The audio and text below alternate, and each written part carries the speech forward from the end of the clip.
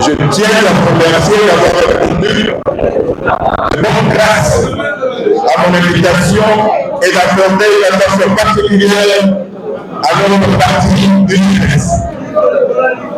En effet, Votre présence en ce lieu témoigne de l'importance que vous donnez à ce parti historique qui a combattu la dictature pendant plusieurs années. Je remercie également les fondateurs de ce parti, dont certains sont encore avec nous. Je remercie surtout Papa Etienne Tshisekedi de votre mémoire qui nous a forgé et inculqué sa vision du peuple camerounais. Je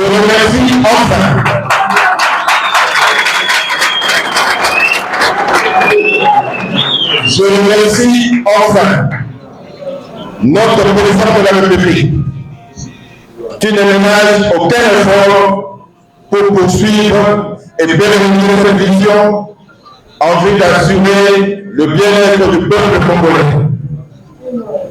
Chers amis de la presse, si je vous ai invité ce jour dans cette majestueuse salle, c'est pour que je vous dise tout haut et en face ce que beaucoup de membres de notre parti disent tout bas. Très bien, très bien.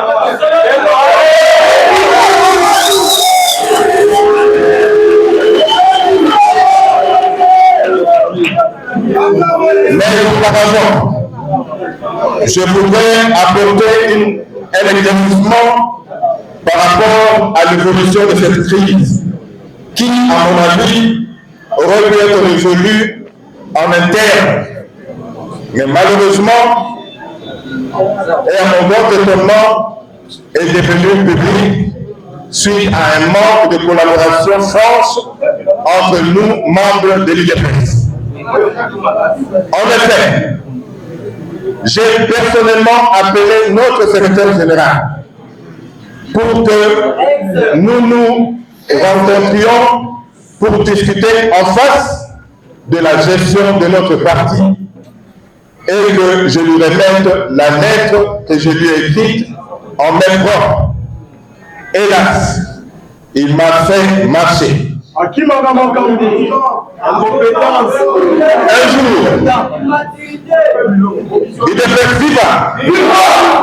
jour, il m'a donné rendez-vous à la permanence à 14h. Je suis arrivé à 14h, mais lui est arrivé à 17h.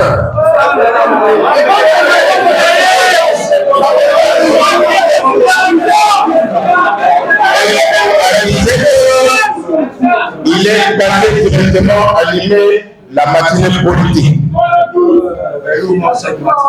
Je me suis dit, je l'attends après la matinée politique. Je l'ai accompagné après la matinée politique et on parlait. Je lui ai remis la lettre.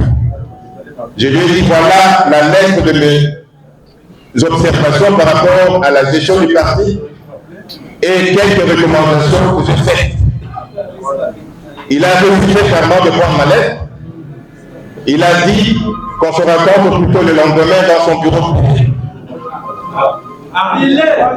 Et je suis arrivé au bureau privé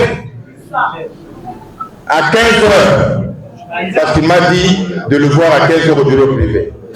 J'arrive là-bas, tout le bureau était fermé, il n'y avait personne. J'ai patienté pendant 15 minutes. Après, j'ai vu un de ses secrétaires entrer au bureau, dans la parcelle, parce que le bureau était fermé. J'ai résolu de remettre à son secrétaire cette lettre. Et le secrétaire, 2 heures après, il m'appelle pour me dire, voilà, le secrétaire général a une fois de plus refusé de prendre cette lettre. Moi, je l'appelle qu'il la lise et qu'il m'appelle pour qu'on puisse en discuter en face. Alors, quand il a refusé pour la deuxième fois, je me suis dit, cette fois-ci, je vais lui remettre la lettre par la voie officielle. je suis allé à la performance, j'ai envoyé un de mes collaborateurs qui est allé déposer la lettre.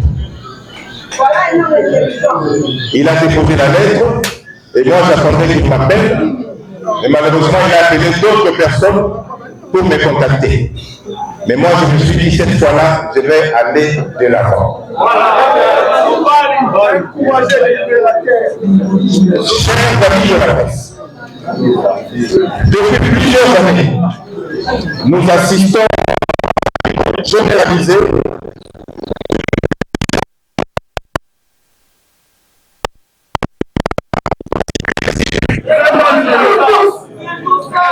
aujourd'hui, nous nous levons avec 95% de combattants.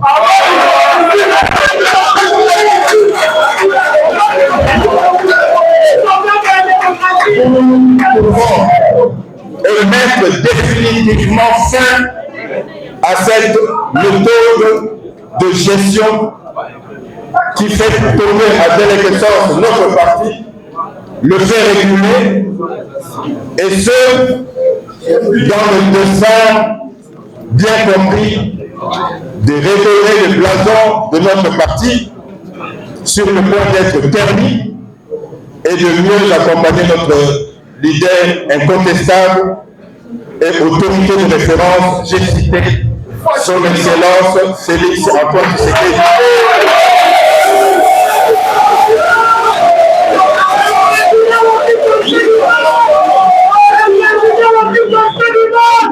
Son Excellence Félix Antoine Tshisekedi, président de la République, chef de l'État, est de mieux préparer les élections de 2028.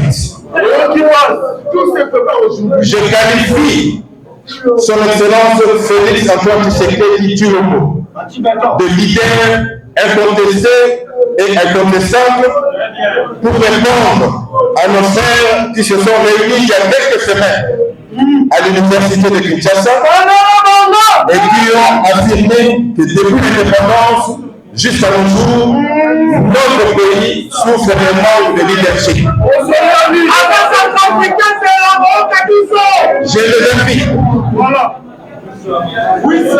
à analyser scrupuleusement l'histoire de notre pays et ils remarqueront que toutes les fois que notre pays est dirigé par un véritable fils du pays, animé d'un esprit patriotique, les ennemis de notre pays interviennent toujours, soit pour l'éliminer physiquement, soit pour lui compliquer la tâche en vue de continuer à faire couper notre République démocratique du Congo dans le sous-développement et son peuple dans la misère. Je citerai par exemple le cas du Premier ministre Patrice Emery Lumumba et du président Laurent Désiré Kabila, qui étaient froidement assassinés par les ennemis du Congo à cause de leur dévouement à défendre la cause de notre pays.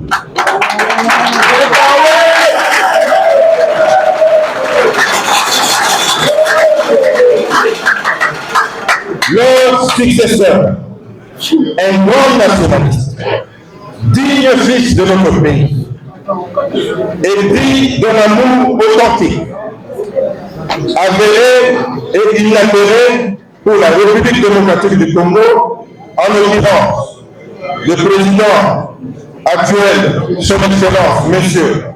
Antoine Tshisekedi Tshilombo, qui dès son élection en 2018 fournit inlassablement et infatigablement de nombreux efforts pour mettre notre pays sur le rail de développement.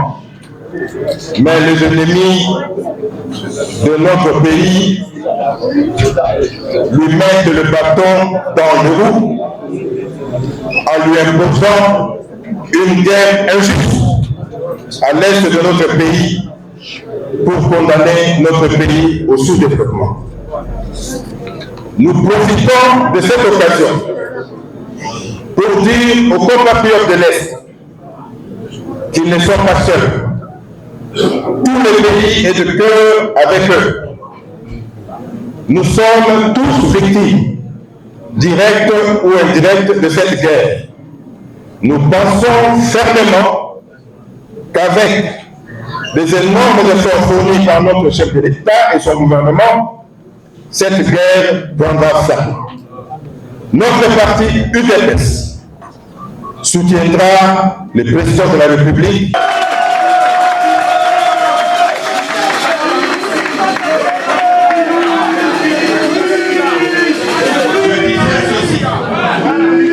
Je disais ceci. La réorganisation de notre parti interviendra bientôt.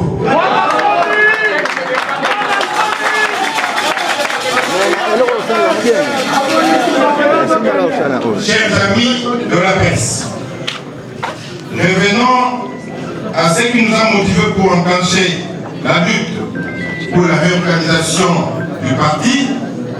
Je voudrais faire référence à la lettre que j'ai adressée au secrétaire général du parti. Dans cette lettre,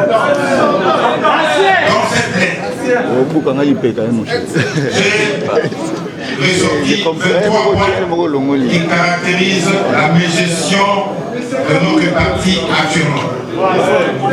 Nous avions pris notre temps pour mener des analyses minutieuses et objectives des causes de la gestion de notre parti et nous avons ressorti ces 23 points.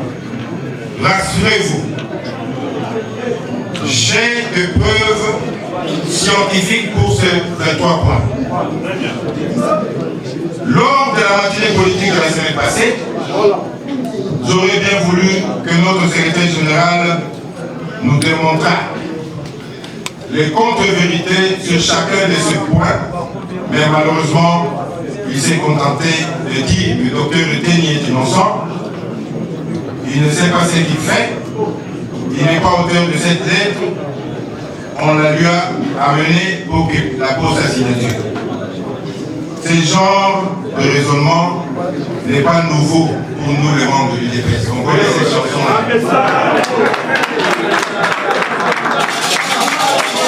À chaque fois que vous voulez dire à notre secrétaire général des vérités par rapport à la gestion du parti, il dit voilà, ils ont yoté, ils ont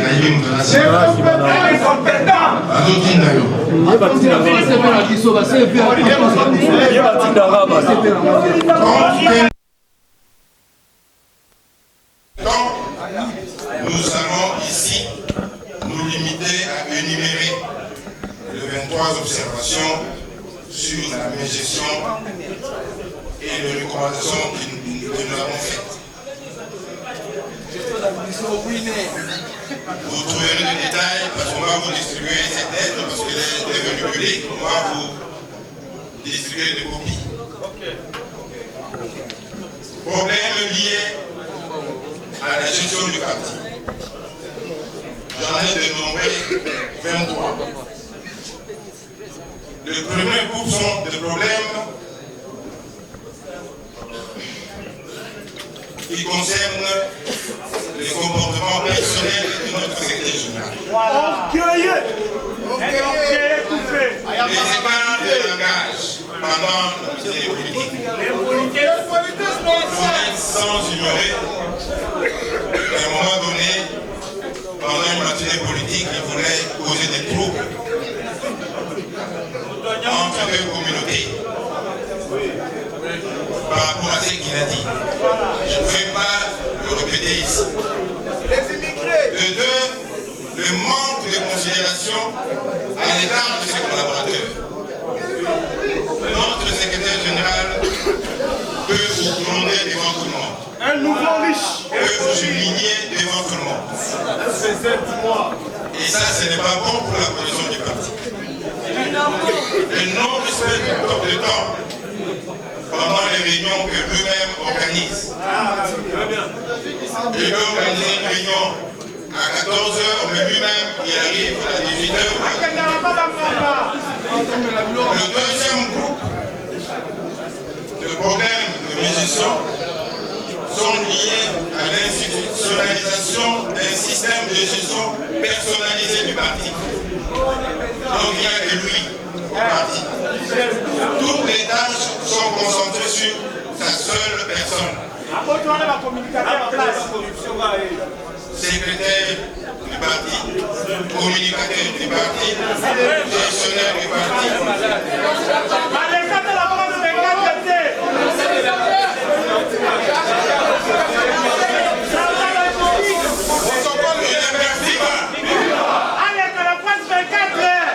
Le monde d'un système de gestion administrative institutionnalisé et professionnel du parti. C'est ce qui fait que le fonctionnement du parti est satisfait. Troisième groupe de points de gestion, absence d'une cellule de réflexion stratégique.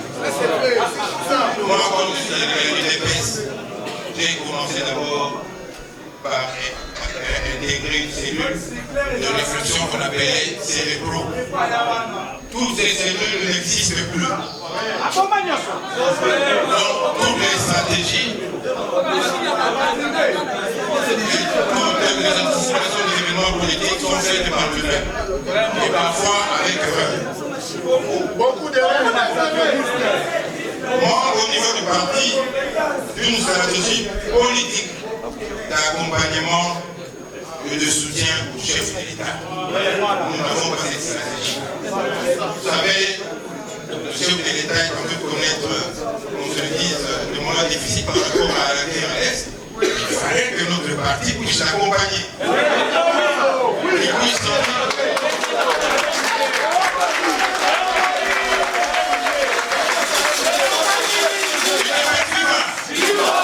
Il puisse sentir qu'il a ses frères et sœurs avec qui il a évolué. Ils sont là à côté de lui en train de l'encourager. Mais nous ne faisons pas ça. Absence de leader IDPS dans beaucoup de territoires ici. C'est ce qui a fait que nous avons connu un problème très grave et très difficile pendant les élections pour la sélection de nos candidats députés. Qu'on se le dise, nous avons recouru à d'autres personnes qui sont venues à l'UDPS le même jour et qu'on a placé sur la liste.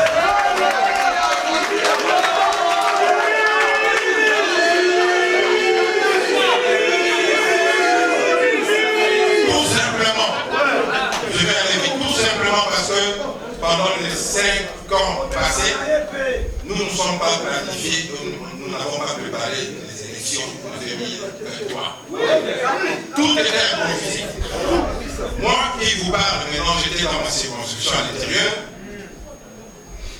J'ai reçu, parce qu'on nous exigeait par la CENI le reçu de paiement de la caution, moi je l'ai reçu 2 heures avant la clôture. Et pourtant, la CENI avait donné une période de 3 semaines ou 1 mois. Mais j'ai reçu cette facture de reçu à 2 heures avant la fermeture. L'UDPS et ce parti mosaïque n'ont pas pu avoir la majorité absolue au Parlement. Que personne ne faut pas. Si on avait atteint la majorité, on allait avoir la présidence de l'Assemblée nationale. On allait également avoir la présidence du Sénat. D'autres partis l'ont fait, pourquoi pas nous? C'est tout simplement parce que j'ai appris qu'on vous chante 150 députés, 55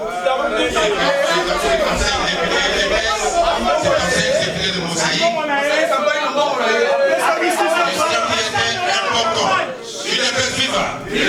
Ce qui était important, et je crois que si nous nous sommes préparés d'avance, pendant les 5 ans, on allait avoir plus de 250 députés.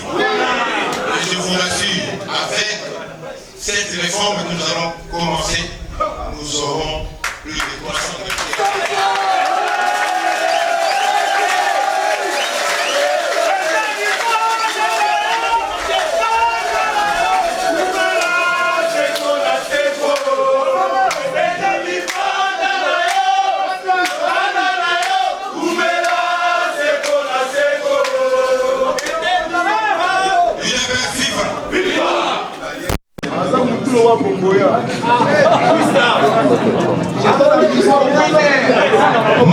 l'accompagnement opérationnel de nos structures de base.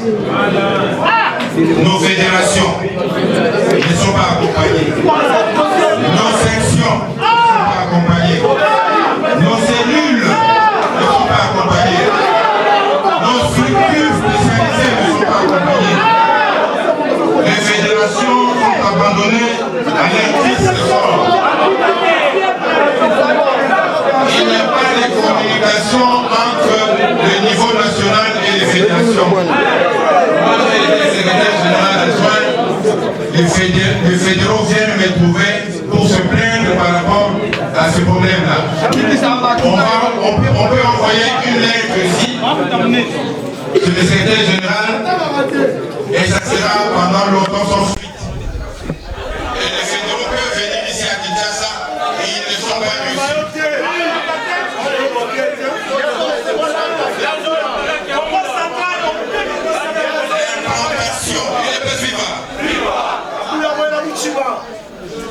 L'implantation de notre parti dans les recoins de notre pays laisse à désirer. Quand vous allez à l'intérieur, je sais que vous êtes des Quinois, beaucoup d'entre vous ne voyagent pas à l'intérieur du pays, mais quand vous allez là-bas, ce grand parti de masse que notre père, Etienne Tshisekedi, a implanté partout. Dans certains villages, ce grand parti n'est connu que de nous maintenant. Aucune activité du parti, aucun représentant du parti, aucun drapeau, aucun insigne du parti. Tout simplement parce que le niveau national est mal organisé. L'incapacité de notre parti à résoudre des problèmes qui gangrènent certaines de nos fédérations.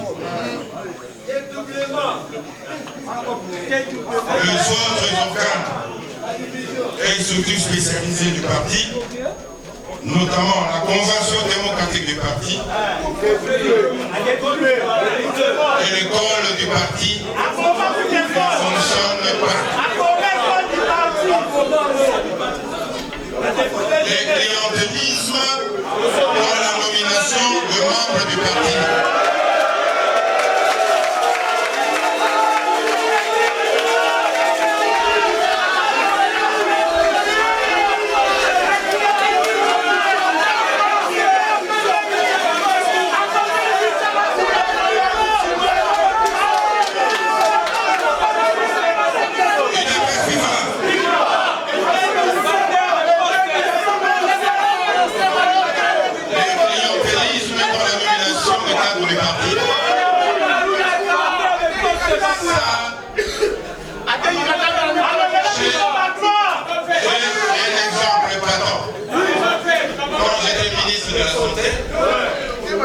Il y a une dame qui est venue me voir. Elle n'était pas venue des fesses. En 2021, au début.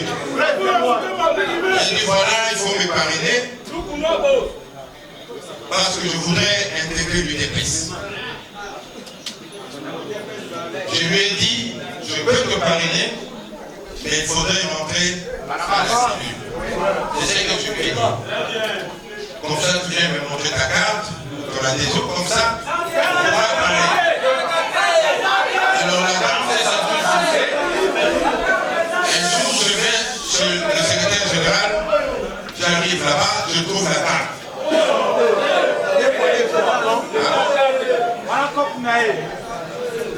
Quelques mois après, la dame était nommée administratrice.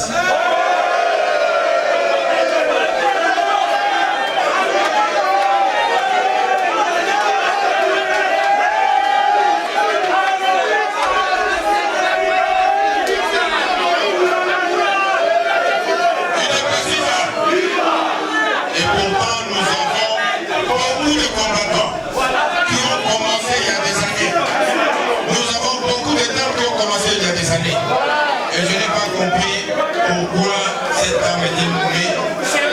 Une dame qui n'a même pas fait une année au parti. C'est un exemple, j'en ai beaucoup.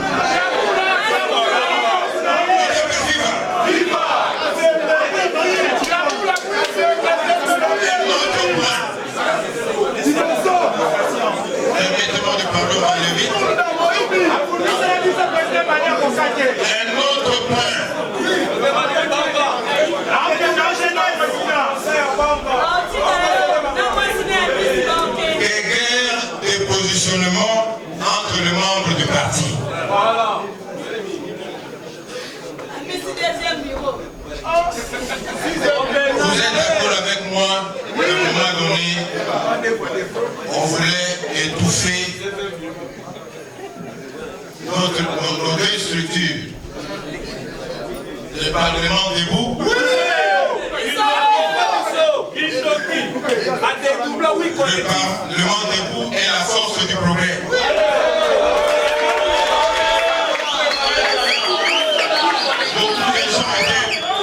Beaucoup de membres de cette structure étaient poursuivis. Visités par des brigands la nuit. Certains d'entre eux étaient même arrêtés. Vous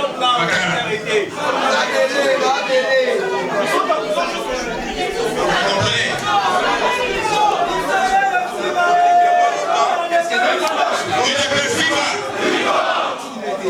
Certains cadres du parti utilisent abusivement leur position et leurs relations personnelles avec la police ou avec la justice pour régler des comptes à d'autres membres du parti.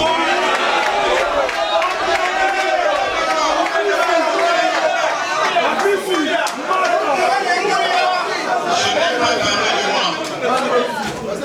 Et permettez-moi, parce que j'ai entendu beaucoup de combattants me critiquer dans les réseaux sociaux à cause de Covid. Aujourd'hui, je vais vous dire la vérité. Je ne voudrais pas le dire pour garder la cohésion du parti. Vous savez le jour qu'on m'a invité au parquet de la Cour de cassation. Mon avocat m'avait dit, la veille, selon les informations de mon avocat, j'arrive au parquet, je me suis défendu. Et il était question, parce que je ne savais pas pourquoi on m'a convoqué au parquet, il était question que je rentre à la maison pour prendre mes éléments de défense. C'est comme ça qu'on s'est entendu avec le magistrat. Le magistrat sort, il fait un coup de fil, après il rentre pour me dire voilà, vous êtes sous marque. Donc vous allez directement en prison en attendant le jugement. J'arrive à la prison. J'arrive à la prison. Le juge me suit à la prison. Et pendant le jugement, ils ont demandé au magistrat qui était là, pourquoi vous avez arrêté le docteur Eteni. Le magistrat dit voilà, on l'a arrêté, on n'a pas encore de preuves, parce que le juge voulait avoir des preuves. Pourquoi on l'a arrêté? On n'a pas encore de preuves, mais nous voulons le garder en prison. Le juge ont dit, vous ne pouvez pas vous amuser avec quelqu'un comme ça. Allez, Eteni, prends tes bagages, tu rentres à la maison. Et c'est comme ça que je suis sorti. Et pendant que j'étais en prison, il y avait un maître, celui de droits de l'homme, maître Kabiamba, qui connaissait bien mon dossier et qui m'a défendu. Et quand je suis sorti de la prison, je viens parler avec lui pour lui montrer des preuves. Il m'a dit voilà, je ne peux plus te défendre parce que j'ai reçu des coups de fil qui venaient de certains conseillers de la présidence. Et certains d'entre eux sont maintenant aujourd'hui ministres, qui m'ont dit voilà, il faut laisser ce monsieur-là, il est dangereux. Il faut qu'on l'arrête. Moi je me suis dit, je suis dangereux comment? Depuis que je suis au parti, secrétaire général adjoint, je me suis chamaillé avec personne. Je suis d'un tempérament assez calme, je ne parle pas beaucoup. Si vous me voyez parler aujourd'hui, c'est parce que nous n'avons pas. Alors, maître Kabiamba m'avait dit voilà, je connais bien ton dossier, mais les gens à la présidence m'ont appelé, certains conseillers. L'hygiène foncière a appelé pour dire voilà, il faut laisser qu'on l'arrête. Moi, je ne savais pas pourquoi. Alors, je me suis dit, je vais me débrouiller autrement. Je suis allé chez mon avocat et nous nous sommes mis à chercher des solutions pour qu'on se défende.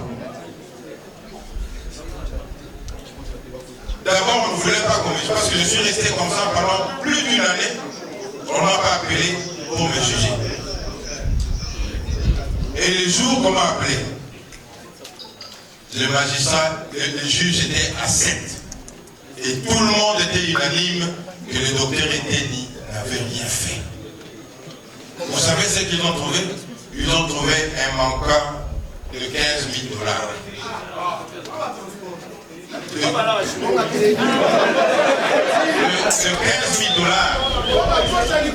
Et ce 15 000 $, là, moi-même, quand j'étais ministre, je savais celui qui avait volé ça. Il y avait un conseiller du FCC. Parce qu'à l'époque, c'était FCC Cash. Mon vice-ministre avait amené, je crois que c'était 55% et 25%. Donc le FCC devait amener 25% de conseillers et moi je vais amener 75% de conseillers. Donc dans le 25% de FCC, il y avait un conseiller qui était chargé pendant la Covid il était chargé de la logistique. Donc c'est lui qui s'occupait des achats, ainsi de suite. On avait besoin, oui, ça s'appelait Kalonji, il est condamné. Je cite son nom parce qu'il est condamné. Alors, il va à la FIMA. Comment est-ce qu'on appelle la FIMA maintenant? C'est Faro. Il s'attend avec les gens là-bas pour gonfler la facture. Donc c'était une facture normalement de 114 000 $ pour 3 ambulances. Lui il a gonflé à 130 pour récupérer le 15 000 $ et quelque chose qui était resté. Alors, il vient avec la facture. Pendant la Covid, les banques ne fonctionnaient pas parce qu'on avait réduit les activités de service minimum et les banques ne fonctionnaient pas. On lui a mis l'argent pour aller acheter le 3 ambulances. Il est arrivé, il a donné 115 000 $ et il est resté avec le 15 000 $. Et après, quand j'étais ministre, j'ai appris ça. Certains de mes conseillers m'ont informé de ces vols. Moi, je l'ai dénoncé à la justice. Et on l'avait arrêté. Vous connaissez notre justice, qui est souvent critiquée par le chef de l'État. Et quelques temps après, je ne sais pas ce qu'il a fait, parce qu'il y avait des preuves. Quelqu'un qui vous amène une facture pro forma, et vous avez fait des recherches, vous avez trouvé, la CFA vous a envoyé la vraie facture. Vous avez les deux preuves là, mais malheureusement, on l'avait fait partir. Pourquoi? Parce qu'on voulait avoir la tête du ministre Eteni. 15 000 $. Alors, il est sorti. Moi, on m'a appelé par le juge. Tous les 7 juges étaient unanimes que Eteni n'avait rien fait. Le seul grief qu'ils ont trouvé dans ce dossier-là, c'était le 15 000 $. Et parfois, je vous dis, il ne faut pas suivre les bruits qui se passent dans les réseaux sociaux. L'IGF, il est très fort dans les réseaux sociaux. S'il accuse quelqu'un, attendez que les juges l'appellent. Parce que moi, je suis ce qui se passe dernièrement ici. Donc, il faut être très prudent. Moi, j'ai travaillé dans d'autres pays avec des services IGF là-bas. Mais je n'ai jamais vu un service comme ça, qui est toujours dans les réseaux, qui accuse tout le gouvernement de détourneurs, qui accuse tout le monde de détourneurs. Moi, je n'ai jamais vu comme ça. Il peut travailler, et moi, à mon avis, il peut travailler et après remettre les conclusions au travail à la justice. Je sais que la loi le permet de publier son rapport. Malheureusement, la population, notre population pense ce rapport comme une vérité. C'est ça le problème. Et si maintenant, notre gouvernement, notre pouvoir est qualifié de détourneur, c'est à cause normalement de ça. À cause de ça. Tout ce que vous attendez là ne sont pas des détourneurs. il y a des fils et filles de ce pays qui travaillent avec amour de leur pays. Mais malheureusement, quand on parle de l'IGF, et c'est tout le monde qui en parle, et voilà des détourneurs, et ça, c'est une contre-propagande contre notre pouvoir. Et moi, je crois que les choses vont changer, et doivent changer. Je travaille dans d'autres pays, au Congo-Brazzaville, Niger, Côte d'Ivoire, Nigeria, il y a aussi des IGF, mais qui ne sont pas dans les réseaux sociaux comme on le voit. C'est sensationnel. Son mode opératoire. Donc, quand j'étais acquitté, parce que les juges, il y a même un qui a parlé à mon avocat pour lui demander est-ce que il y a des problèmes politiques avec vos gens là-bas. À l'époque, je n'avais pas compris. À l'époque, je n'avais pas compris. Mais quand j'étais acquitté, j'étais à la maison avec un ministre que je tais le nom,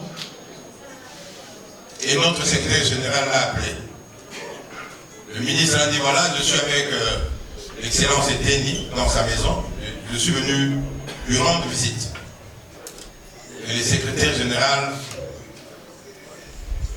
voulait me parler, le ministre m'a attendu le téléphone, et lui-même m'a dit ceci, que voilà, docteur Eteni, il y a des gens qui coûte que coûte ne voulaient pas que tu sortes de la prison, qui voulaient que tu sois condamné. Il m'a dit ça. Jusqu'à aujourd'hui, je ne connais pas ces gens-là. Je ne connais pas ces gens-là. Et un jour, j'étais chez un de mes petits, un cousin du président. Je suis allé lui rendre visite dans son bureau. Et quelqu'un, un conseiller du président, l'a appelé. Il l'a appelé. Et le cousin du président, là, souvent, il y a des gens qui ne veulent pas prendre le téléphone. Il y en a qui mettent la main libre.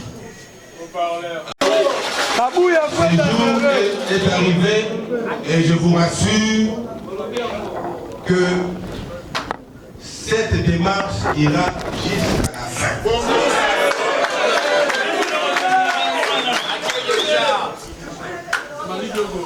Voilà les recommandations pour revenir à notre texte. Voilà les recommandations que j'avais faites dans la lettre.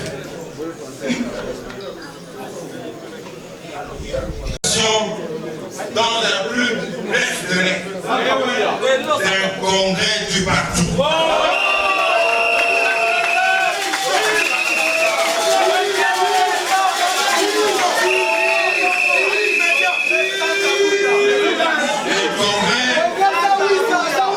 Un congrès qui nous permettra d'examiner, de délibérer et de statuer sur toutes les questions et tous les problèmes soulevés liés à la gestion du parti.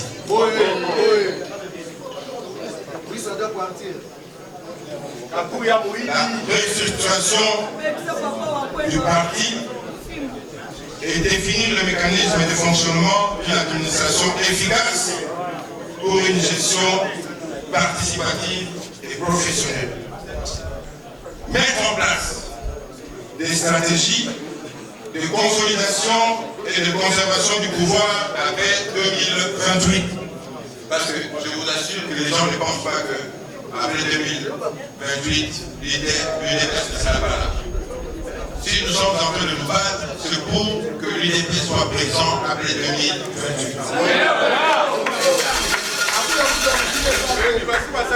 Définir des stratégies et des mécanismes d'accompagnement du chef de l'État dans ses efforts de mettre définitivement fin à la guerre et d'améliorer le bien-être des Congolais. Identifier des voies et moyens permettant d'établir une bonne collaboration entre les niveaux national et les différentes fédérations en vue d'asseoir une implantation harmonieuse du parti. Redynamiser et restructurer les organes d'appui à la bonne marche du parti, tels que l'école du parti et la CDP, et créer une cellule stratégique de réflexion.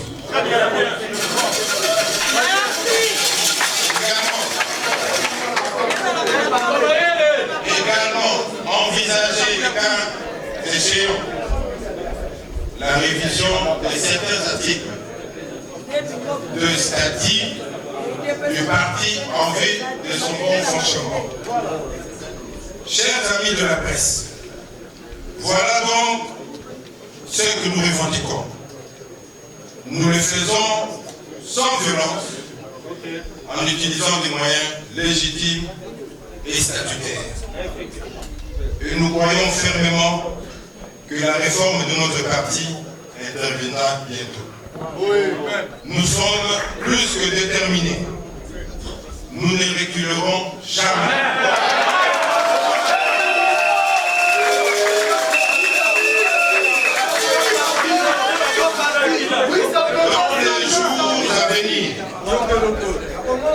Dans les jours à venir, nous allons nous lancer dans les activités politiques de revendication.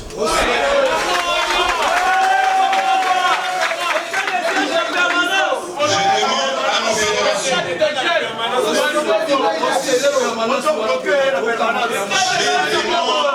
à nos fédérations et à toutes nos représentations de l'extérieur de commencer déjà à faire des déclarations pour soutenir cette démarche pour la réorganisation de notre parti en attendant qu'on leur envoie le mémo qui sera rédigé le jour de notre grande rencontre à l'espace Sainte-Thérèse pour leur signature. Que personne n'ait peur.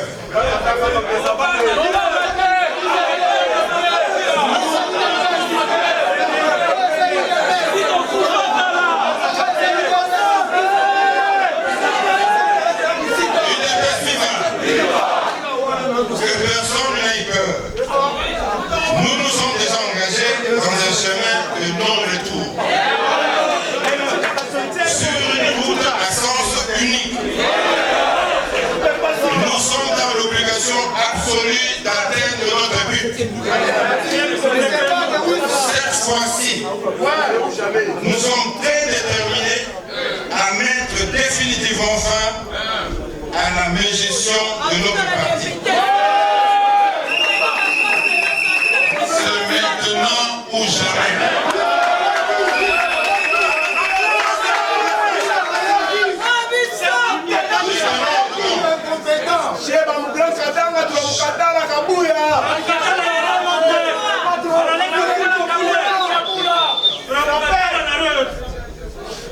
Je demande à tous les membres du parti de nous rejoindre dans cette lutte noble qui va nous amener à la réforme historique de notre parti. Une lutte qui va redorer l'image ternie de notre parti.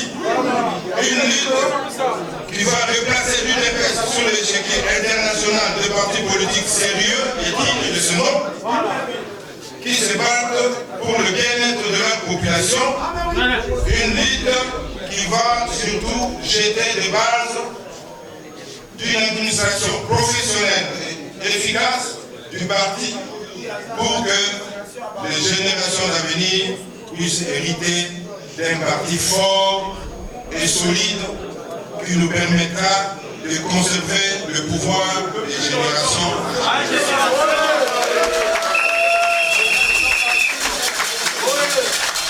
Je demande également,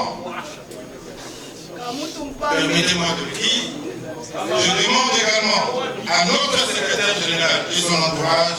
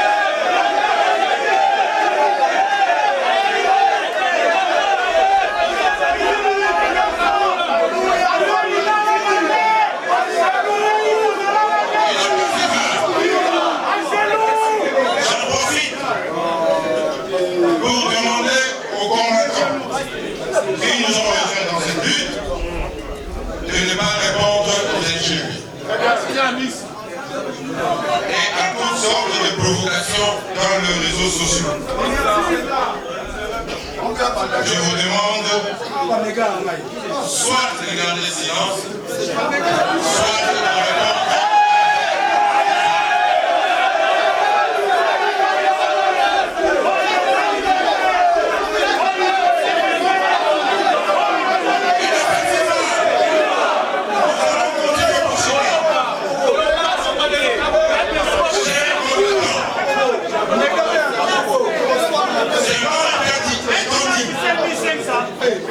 Nous devons agir maintenant. Nous devons agir maintenant, car 2028, c'est demain. Nous devons commencer à préparer sérieusement les élections à travers une planification de 5 ans. Nous devons former nos propres leaders, UNEPES, dans chaque territoire et dans chaque commune.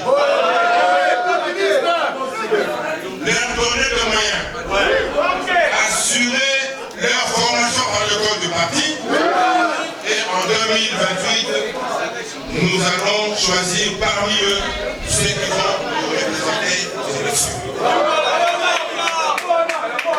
Avant de clore mon propos, je voudrais profiter de cette occasion pour annoncer solennellement l'organisation d'une rencontre de grande envergure entre filles de fils de Budapest à la place Sainte-Thérèse dans la commune de Njili.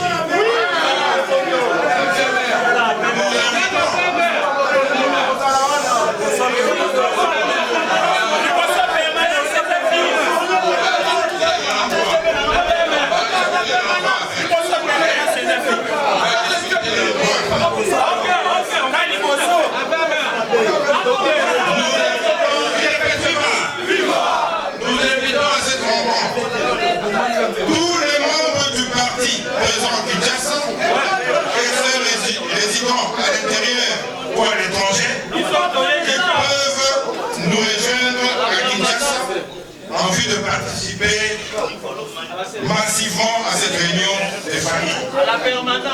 J'invite donc à cette réunion tous les membres de l'exécutif, parce que parmi eux, il y a beaucoup qui sont contre la décision qui se passe.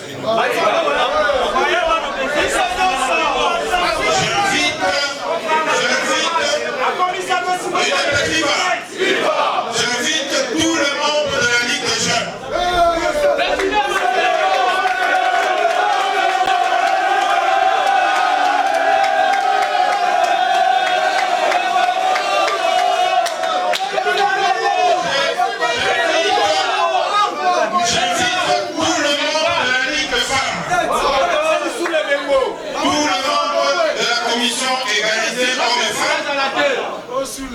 Tous les membres de CDP, tous les animateurs de l'école du parti, tous les fédéraux de Kinshasa et ceux de l'intérieur, tous les sectionnaires et cellulaires, tous les représentants de notre parti à l'étranger, tous les membres de mouvements associatifs, tous les parlementaires debout, tous les combattants de la force du progrès.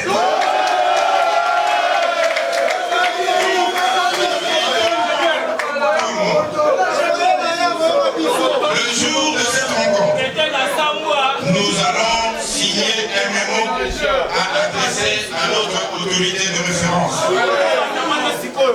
Et nous allons réclamer la tenue du congrès.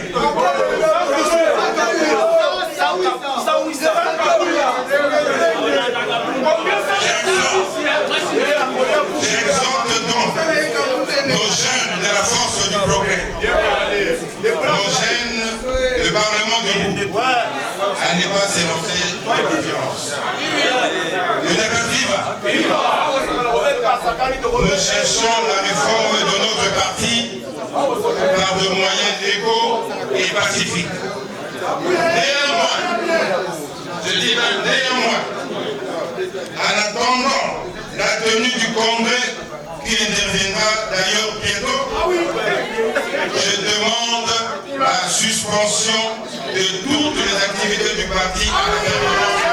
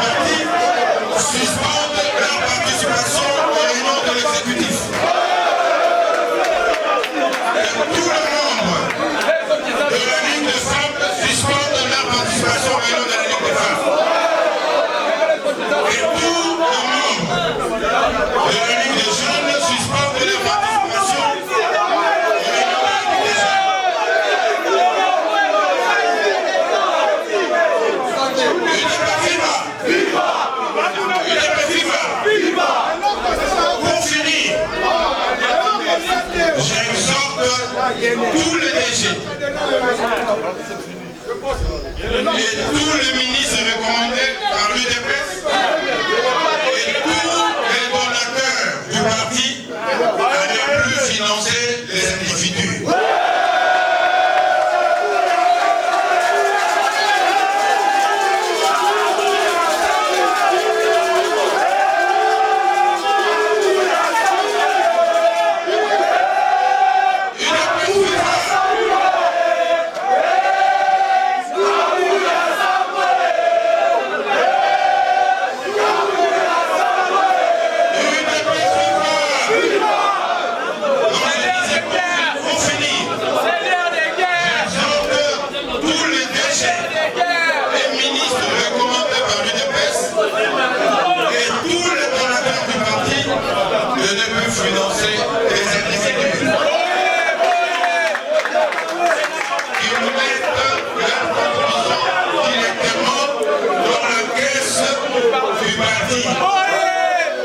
Nous avons besoin d'argent pour construire nos fédérations.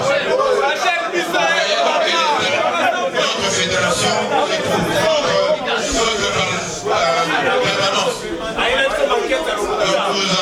Nous avons besoin de construire nos permanences.